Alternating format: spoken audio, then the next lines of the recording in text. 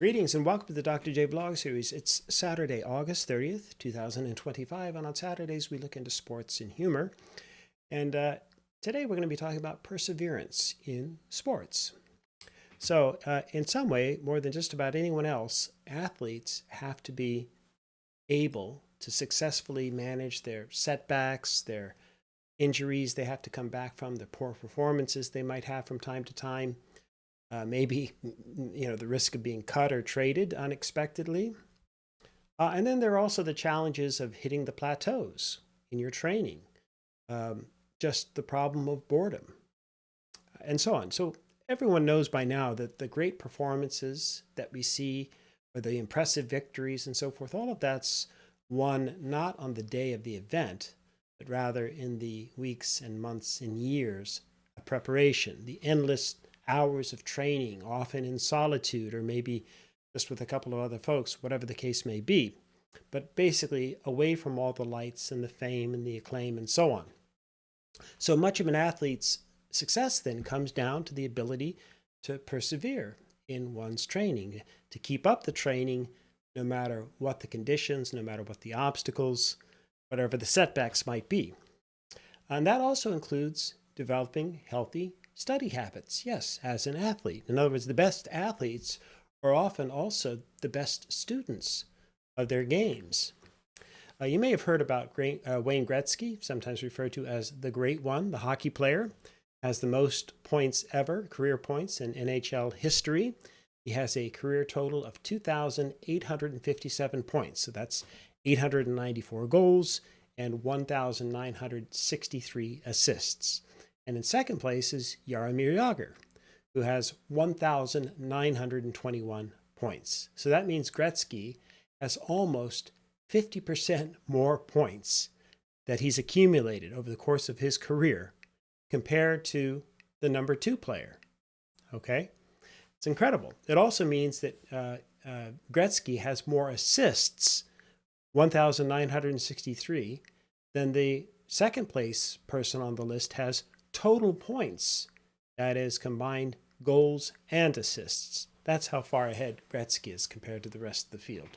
Hence the nickname, the Great One. But you know what else Gretzky did? You may know this. Some of you will know this. He studied the game, even as a youngster.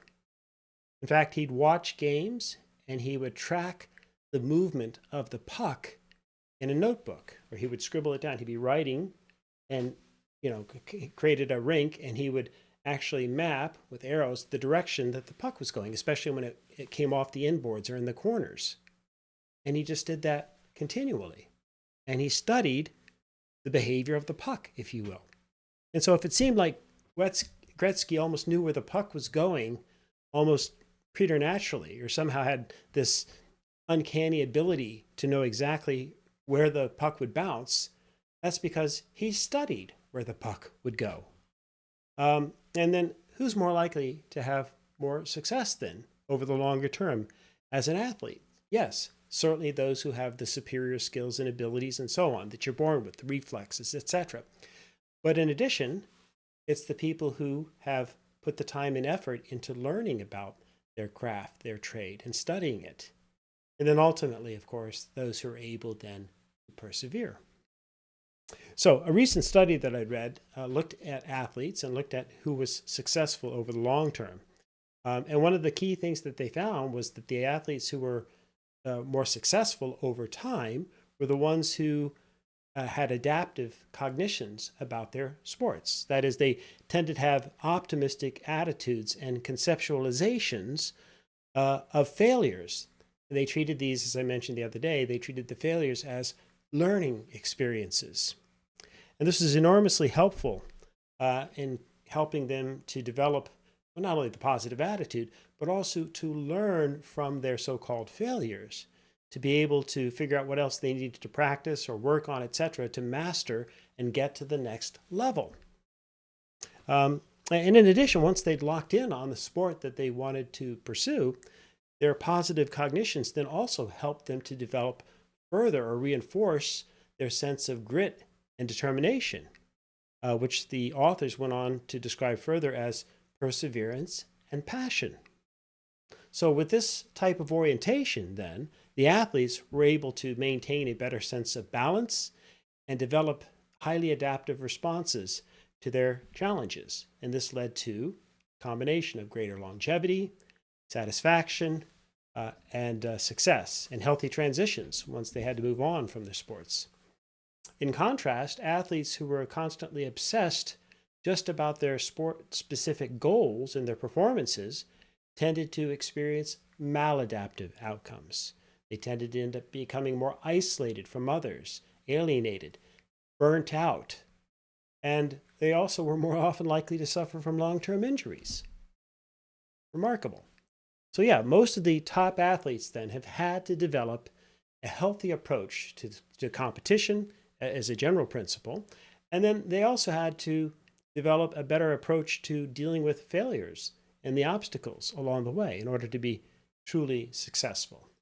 But again, don't take it from me, take it from a real athlete, a real top level, world athlete, Andre Agassi. He's the world's former #1 tennis player back in the 1990s. And what's interesting about Agassi is that he was #1 basically at two different points in his career. So first he became #1 in April of 1995. So he ascended to the top of the pinnacle, the top ranking in tennis. And then it kind of went downhill from there. His ranking plummeted all the way down to 140 or 141st, something like that, by 1997. And for him, he went on the training circuit. He'd hit kind of rock bottom, if you will. Not for you and me, but again, relative to being #1, you get the point. And so he had to change his whole approach and his way of thinking about the game of tennis, which he did. And then he regained his #1 ranking in 1999, and he stayed #1 for the better part of a year between 1999 and 2000. Okay, so I hope this doesn't get blocked, but I'm going to just show you about a minute of him talking about this experience, and you'll see what I'm talking about. Here we go. I've learned most in my life as it relates to the time spent on a tennis court trying to be the best in the world at something is that failure and success is just an illusion. I went to #1 in the world thinking that was going to be the end all, thinking that making my dad happy about achieving that goal would somehow satisfy some deep place and make me love what it is I did or make me engage with what it is I did. And the truth is it didn't. I got to #1 in the world, and I'd never been so disconnected as I was at that point in my life. And so as a result, I spiraled. I fell to 140 in the world. Everybody was shocked except me. I knew every decision I was making daily that was leading me in the wrong direction. And when I got to the bottom, I had a big decision to make. Either I was going to quit or I was going to start over. And that's when I decided to take ownership of my life and decided to find my reasons for playing, and I did. And I went to work every day by setting daily goals and telling myself, I don't know if I'll ever be back to #1, but I know one thing I can do, and I can be better than I am today. I know I can be better. I know I can control what is in my control, which is my work ethic and my discipline and my focus and my relentless spirit of trying to make myself that one day better. And in doing... Okay.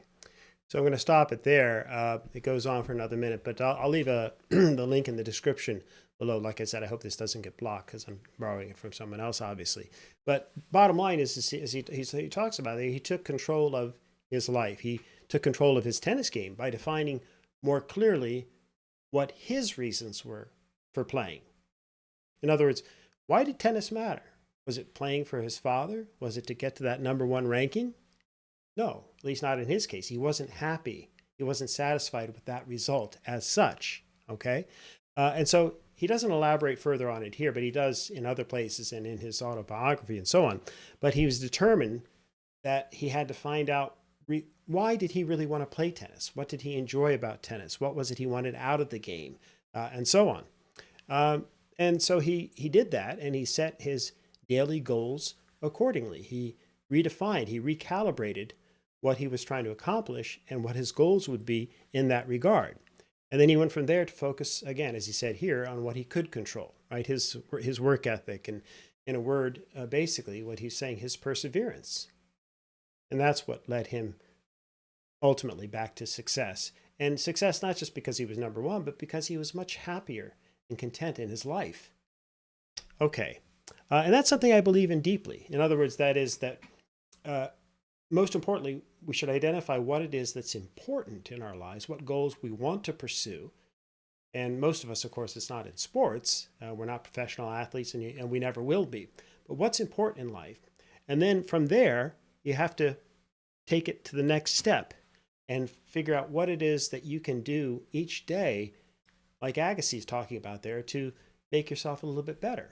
He's saying, I knew I could be better each day. And I truly believe that. We can keep getting, a little bit stronger, a little bit smarter, a little wiser, a little bit better every day. Will we have setbacks? Of course. That's to be expected. But the point is that you're going to learn from your setbacks as well. Not every day is going to be the best day of your life. I don't know, you guys philosophically you'd say, well, each day above the ground is a good day. But the point is that, you're going to have your life's ups and downs, right? We all do. And we go from there. But the important thing is to learn from those mistakes. And then, as I've talked about all week, it's the three big P's: planning, perseverance, patience. Keep all this in mind, and I guarantee you'll get where you're going. Why? Because you'll already be there. You'll be present. You'll be in the moment. And that's, of course, where we always are. That's the only place we can ever truly be, okay? Unless we allow ourselves to dwell on the past and suffer the pains of regret or disappointment, or we allow ourselves to dwell on an unknown future and suffer from anxiety of the unknown, paralysis. So my point is simply, at our best, we should just be. It's the being that matters. We are human beings, not human was, not humans to be. It's the being that matters. So being human every day, just remember, in addition, you'll want to do a bit of planning and perseverance and patience and allow everything to unfold as it will. So work hard, but try not to stress over that work effort. Exert effort and reap your rewards. Be yourself and be a positive, life-affirming entity while you're here. And use your energy to express the best of who that self is, who you are every day. And if you stumble from time to time, as invariably we will, like in my speech, that's okay. You're just being, after all, a human being. Just pick yourself up, brush yourself off, hopefully learn something about why you stumbled. I better watch out for that pothole or that bump in the road down the road.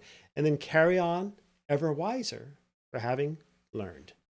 And as ever, may you and yours continue to create peace in your lives, nurture love in your hearts, and dole out hugs in abundance. And another week of vlogs in the book. So we'll start a new topic tomorrow and hope to see you then. Take care.